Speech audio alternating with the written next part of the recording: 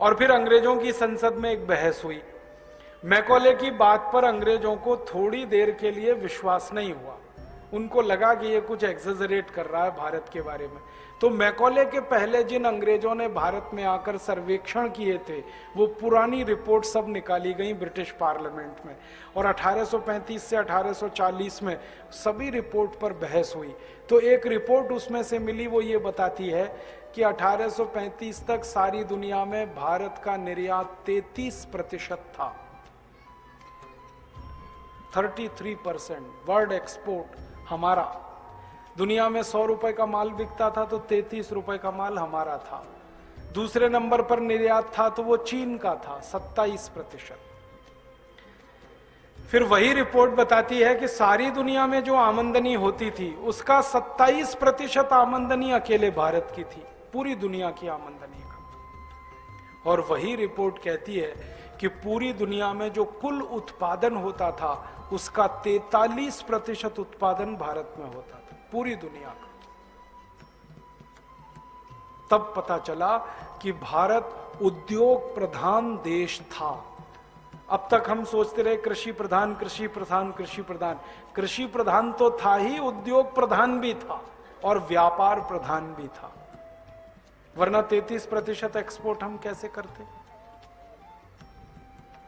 तो जब यह बहस हुई ब्रिटिश पार्लियामेंट में, तब यह तय किया गया कि भारत में अभी भी इतनी समृद्धि है। तो यह कहता है मैकॉले, हां बहुत समृद्धि है। तो यह पैसा कैसे आए लंदन? तब बात आई कि यह सारा पैसा लंदन अगर लाना है भारत से, तो एक ही रास्ता अब है हमारे पास कि हम भारत को टैक्स लगाकर लूटें। अब तक तो हम बिना टैक्स के लूटते रहे, तो भारत कंगाल हो नहीं पाया, गरीब हो नहीं पाया। अब टैक्स लगा के लूटो इस देश में। तब अंग्रेजों ने टैक्स लगाना शुरू किया। सबसे पहला टैक्स अंग्रेजों ने लगाया एक्साइज ड्यूटी, उत्पादन का कर, 1840 में।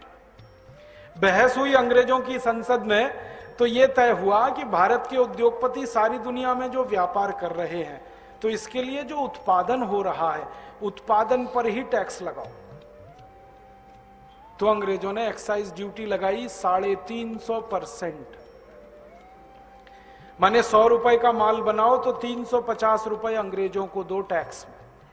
फिर अंग्रेजों ने दोबारा तय किया एक दिन संसद में कि जो व्यापार करने वाले उद्योगपति हैं वो बना रहे हैं तो हमने टैक्स लगा दिया, अब ये बेच रहे हैं तो इस पे भी टैक्स लगाओ।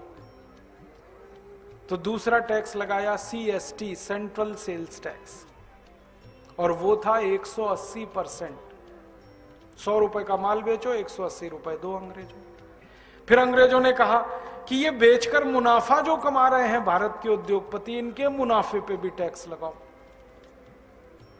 तब तीसरा टैक्स लगाया इनकम टैक्स, और वो लगाया 97%, 97%। 100 रुपए कमाओ, 97 रुपए अंग्रेजों को दो। फिर अंग्रेजों ने कहा कि कोई भी उद्योगपति कुछ भी बनाएगा, बेचेगा, बेचकर मुनाफा कमाएगा, 3 जगह हमने टैक्स लगा लिया। अब वो सामान को बेचने के लिए जब एक गांव से दूसरे गांव जाएगा तो फिर लगाओ इस पे टैक्स। तो एक तो लगाया उन्होंने रोड टैक्स, सड़क पर से लेके जाओ। एक लगाया टोल टैक्स, पुल पे से लेके जाओ। फिर एक लगा दिया चुंगी कर, किसी गांव में लेके आओ माल को। फिर अंग्रेजों ने कहा कि ये व्यापारी मुनाफा तो कमाएंगे, फिर भी तो घर बनाएंगे, इनके घरों पे टैक्स लगा दो, हाउस टैक्स। फिर उन्होंने कहा कि ये प्रॉपर्टी बनाएंगे तो प्रॉपर्टी पे टैक्स लगा दो। और ऐसे करके अंग्रेजों ने 23 तरह के टैक्स लगा दिए इस देश में।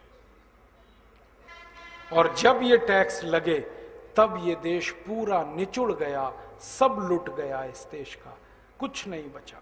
क्योंकि 100 रुपए के माल पे 1000 रुपए टैक्स अगर लग गया तो कैसे कोई उद्योग बचेगा, कैसे कोई व्यापार बचेगा। परिणाम क्या हुआ?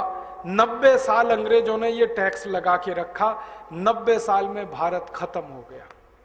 जो भारत 33% निर्यात करता था दुनिया में, 90 साल के इस टैक्स सिस्टम के बाद वो निर्यात 5% रह गया, क्योंकि सारे उद्योग खत्म हो गए, बर्बाद हो गए। फिर अंग्रेजों की एक कमेटी बनाई गई, उस कमेटी ने बहस की और उसमें ये आया कि भारत पर हमने जरूरत से ज्यादा टैक्स लगाया, बात सही है, लेकिन हमें और कोई विकल्प नहीं था, यही करना था हमें, क्योंकि हमें तो अपने देश को समृद्ध बना